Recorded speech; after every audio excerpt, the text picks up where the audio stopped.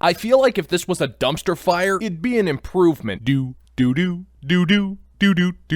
I'm gonna apologize right off the bat because I don't feel like I'm gonna be in my normal happy-go-lucky jovial self today. I mean, what's the fucking point? Every day I come closer and closer to the realization that life is just one gigantic empty void of pain and sadness until one day you die and then you end up going into a completely different void of pain and sadness. First, I find out that worthless fucking prick Elon Musk won't leave Twitter well enough alone. Twitter's board of directors made it perfectly clear that they weren't willing to act in the best interest of their shareholders, only for those asshole board members to change their minds and accept his dumbass offer. So now that ultra right-wing, evil, racist, transphobic, gay-hating Nazi motherfucker Elon Musk is now gloating and rubbing it in our faces. Just listen to this bullshit. Free speech is the bedrock of a functioning democracy, and Twitter is the digital town square where man is entitled to the future of humanity on the planet. What the hell does Elon Musk know about free speech? Where the hell did he get his moral superiority, huh? Who the hell does he think he is, thinking he has the right to tell other people what to think? That's the media's job. The dangerous,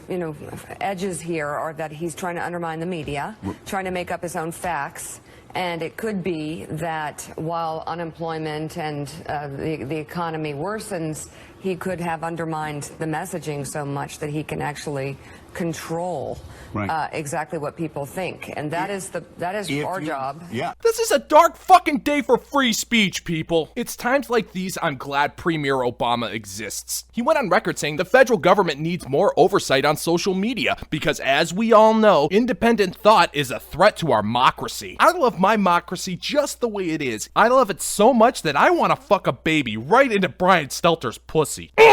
Or at least I would if CNN Plus didn't tank less than a month after launching. I don't know how that could have happened. CNN Plus was a solid plan. Asking people to shell out $6 to watch programming they could watch for free on YouTube? That just seemed like a slam dunk to me, but of course, the racisms won again and we lost another avenue for free speech. Fucking capitalism. And when it gets this dark and depressing, all I want to do is curl up into a ball and transport myself to an imaginary fantasy land where people recognize me for the princess that I know I am. But I can't even do that anymore because Ron DeSantis, that worthless bastard child of Satan, went ahead and declared total war on Disney for literally no reason. All Disney did was promise to create more questionable programming that would allow children to explore their sexuality since that completely unwarranted and hateful Don't Say Gay bill passed in the state of Florida. I mean, how else are children supposed to learn about this stuff if their teachers are being prevented from talking about gender identity politics until the 3rd grade? It's obvious why DeSantis stripped Disney of its special government and tax privileges. He just wanted to create a massive hate crime. It's not because he actually wants our public education system to be teaching our children useful skills like math, science, grammar, and history so they can thrive in society. No! He just hates the rainbow, and anybody who believes otherwise is a hateful bigot who deserves to be skinned alive in the fires of hell.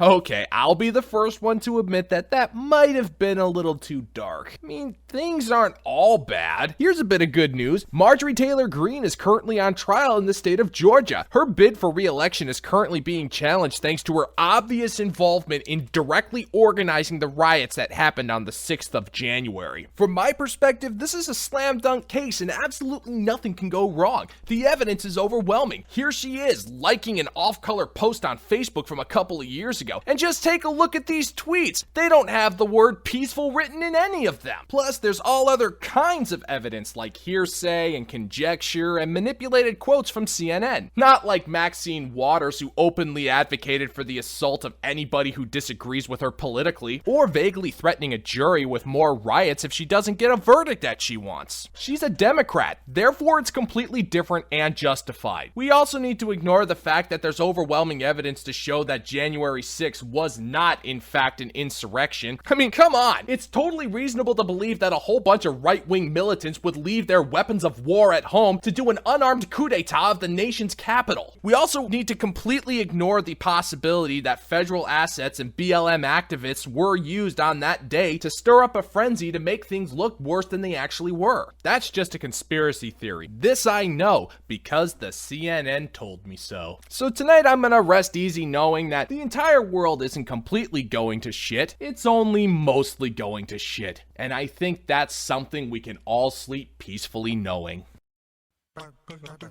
What is up, Mahonies? Arston the Unclean here. Just wanted to drop on by and say thank you for checking out the new video. If you like the freedom to speak your mind while wearing a snazzy smoking jacket, then welcome home. If you find yourself being drawn to my silky smooth yet oh so smoky voice, go ahead and hit that subscribe button, but only if you truly mean it. And to anybody out there who's feeling rather frisky, go ahead and start up a discussion in the comment section down below. Today's subject is brown paper lunch bags. And of course, I gotta give a heartfelt thank you to a man who needs no introduction, Razor Fist. I'll tell you what, if my vocabulary gets as half as extensive as his, I can die a happy man. Thank you for the content, and God fucking speed, sir. And as always, thank you for caring, and I'll see you in the gulag.